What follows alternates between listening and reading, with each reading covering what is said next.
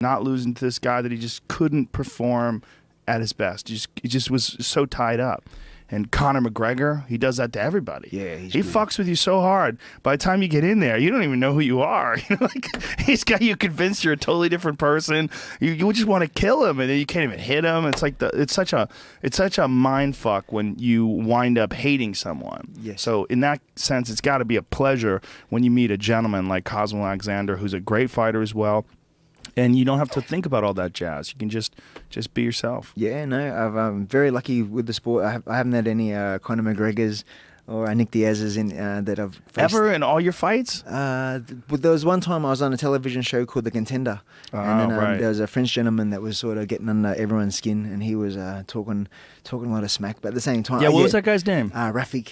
Yeah. Rafik, and then everyone was coming up to me saying, "You got to knock this bloke out. You got to knock this bloke out." And then even the film crew were coming behind the scenes saying, "Oh, you got to knock this bloke out. You got to get this guy off this show." Because as soon as you on our show, as soon as you lost, you went home. Mm-hmm. So I put a lot of pressure on myself and then again, the harder you try and knock someone out, the less it happens. And then the more mentally drained you get too, because why haven't I knocked him out yet? Instead of thinking, okay, just do the business, then if something lands, then it goes down. But when the harder you try, the less it happens. Then the more frustrated you get, then the more tired you get because you're mentally drained. So it's a tough gig.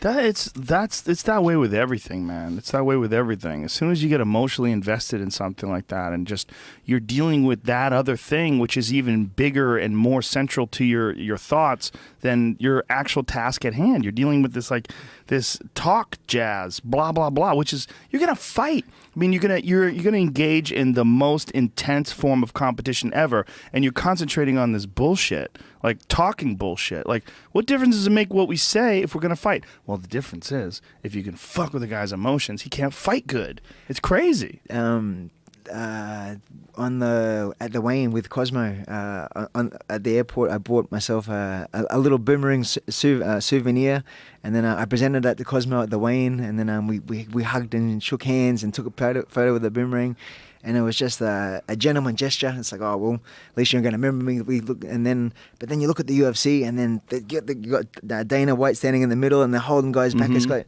well, 24 hours time, you're going to punch each other in the face anyway. So right. why all this acting?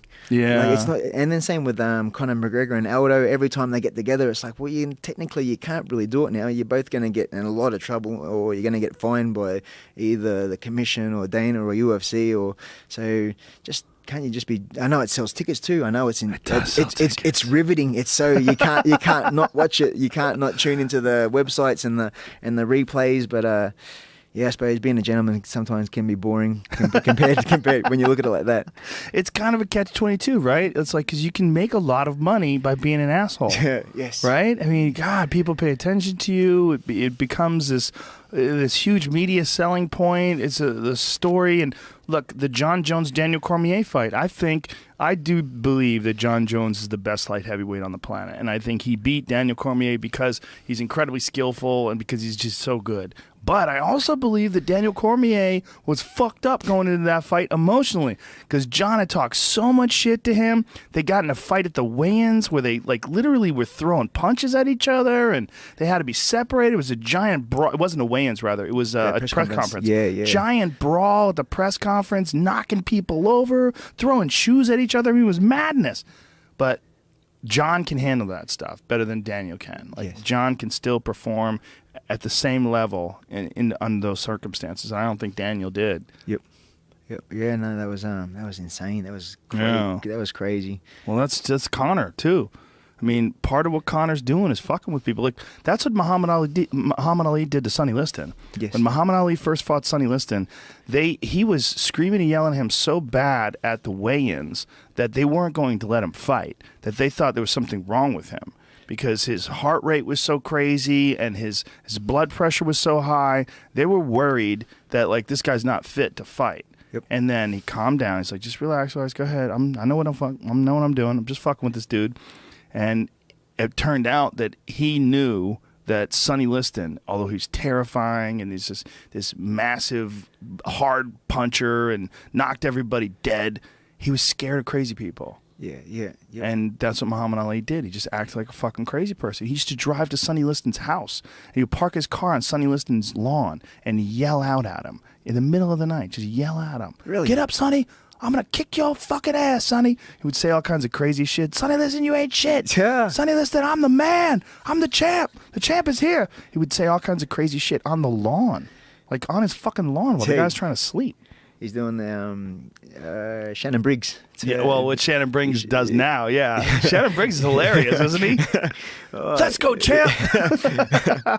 do you pay attention to his Instagram? It's amazing. I was for a while, but then it's on loop. It's pretty much every single video you watch is exactly the same. Whereas Ali had a bit of class about it. Or same as Conor. Conor's a genius as well. Oh yeah. The breakout the red panties, like that's gold. That was pretty cool. Yeah, break out the red panties. Yeah. If you're fighting me, break out the red panties, honey. We made it.